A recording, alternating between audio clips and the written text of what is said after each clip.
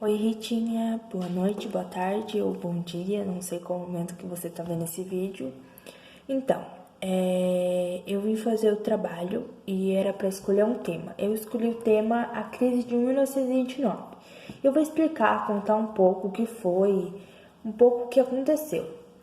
Então, a crise de 1929, que ficou popularmente conhecida como a Grande Depressão, porque ela foi uma grande crise econômica que persistiu até a Segunda Guerra Mundial, sendo considerado como o pior e mais longo período de recessão econômico que o século XX já passou. Entre todas as consequências que a crise trouxe, podemos citar as elevadas taxas de desemprego, a diminuição da produção industrial de diversos países, assim como as drásticas quedas dos PIBs, dos preços de ações, entre outros. Praticamente todo mundo se viu envolto a este momento difícil, que prejudicou as atividades econômicas de dezenas de países. O início foi a partir de julho de 1929. A produção industrial americana começava a cair, dando início ao que seria conhecida como a Grande Depressão, que foi a grande crise econômica. E essa recessão econômica se arrastou até o dia 24 de outubro.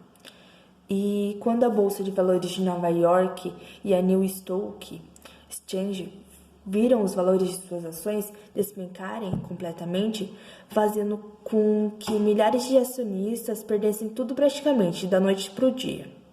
A partir daí aconteceram os fechamentos de centenas de empresas comerciais e indústrias, o que levaram drasticamente as taxas de desemprego e pioraram ainda mais os efeitos de recessão.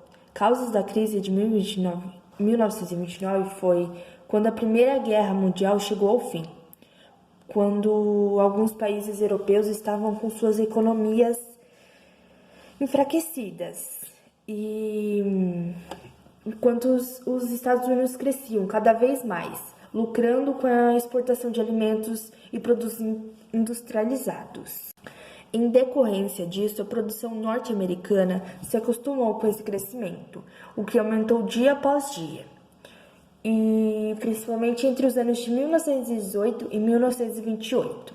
Era um cenário com muitos empregos, preço baixo, elevada produção na agricultura e expansão do crédito que incentivava o consumismo desenfreado.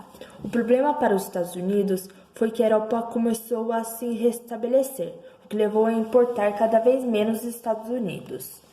Agora a indústria norte-americana não tinha mais para quem vender a quantidade de exacerbada de mercadorias, havendo mais produtos do que procura. Isso levou à diminuição do preço, queda da produção e, consequentemente, aumento do desemprego.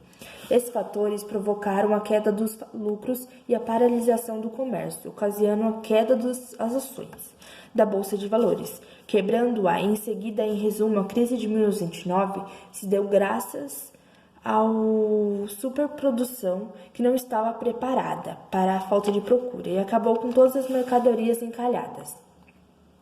Muitos países sofreram com a grande recessão americana, resultando em grandes efeitos bem parecidos com os Estados Unidos da América. Fechamento de estabelecimentos bancários, comerciais, financeiros, industriais, que resultaram na demissão de milhares de trabalhadores no Brasil. A crise atingiu o setor cafeeiro. Os Estados Unidos eram os maiores compradores do café brasileiro, que em meio a essa turbulência fez com que o Brasil se visse em uma situação de diminuição de suas exportações. Para que o produto não fosse desvalorizado, o governo brasileiro comprou e queimou toneladas de café, diminuindo a oferta e mantendo o preço do principal produto do país. Isto induziu os cafeicultores a investirem no setor industrial, o que de certa forma foi positivo para a indústria brasileira. Resumo sobre o fim da crise. Então, eles buscaram uma solução para o grave problema. Os eleitores americanos decidiram eleger o democrata Franklin Delano Roosevelt à presidência, na esperança de que ele reerguesse a economia americana. No ano de 1933, ele pôs em prática o New Deal, que fazia com que o governo passasse a controlar os preços e a produção das indústrias e fazendas. Assim, foi possível controlar a inflação e estoques. O plano também inseria investimentos em obras públicas, como a melhoria das estradas, ferrovias, energia elétrica, entre outros. Desta forma, começaram a aparecer os primeiros resultados, havendo uma diminuição significativa do desemprego.